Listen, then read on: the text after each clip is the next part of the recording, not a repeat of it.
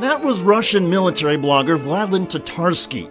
The strong supporter of the war in Ukraine was leading a discussion in a cafe in St Petersburg when he was presented with an award, a bust of himself.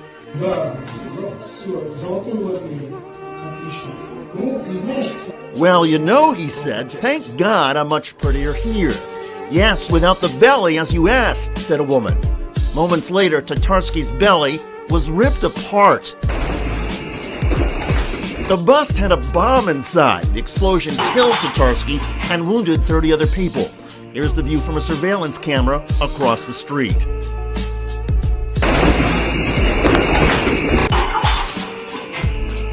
No one is publicly claiming responsibility, but Russian military bloggers and pro-Russian commentators are pointing at Ukraine and comparing the bombing to the killing last August of Daria Duzhina. She was a Russian nationalist television commentator who was killed when a remote-controlled explosive planted in her SUV blew up as she was driving on the outskirts of Moscow. Ukraine has repeatedly denied any involvement in the assassinations. Tatarsky had filed regular reports from the Ukrainian-Russian front lines and had accumulated more than 560,000 followers on his Telegram messaging app channel. Tatarsky was known for his blustery pro-Russian pronouncements and ardent pro-war rhetoric. After Russia invaded and then annexed 4 regions of Ukraine last year, Tatarsky posted a video in which he vowed, "That's it, we'll defeat everybody, kill everybody, rob everybody we need to. It will all be the way we like it. God be with you." Reacting to Tatarsky's assassination, Russia's foreign ministry said the blogger's activities had won him the hatred of the Kiev regime. Since the fighting in Ukraine began in February 2022, Ukrainian authorities have refrained from claiming responsibility for various fires, explosions, and apparent assassinations in Russia. At the same time, officials in Kiev have jubilantly greeted such events and insisted on Ukraine's right to launch attacks in Russia. A top Ukrainian government official described the explosion that killed Tatarsky as part of Russian internal turmoil.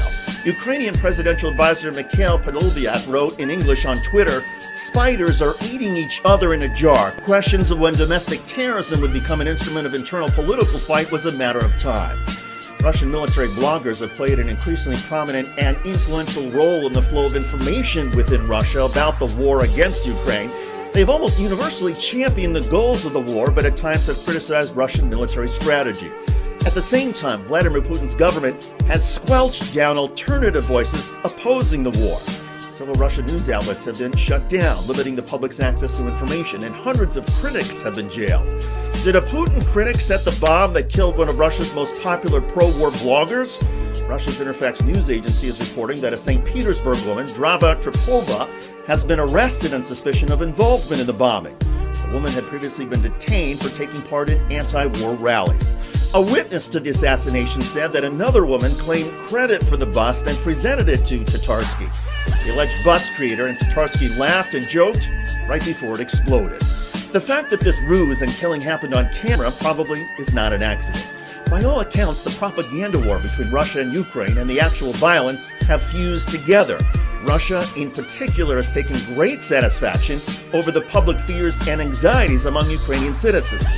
Well, now it's influential pro-war voices in Russia who've been put on notice that an award may not be what it seems.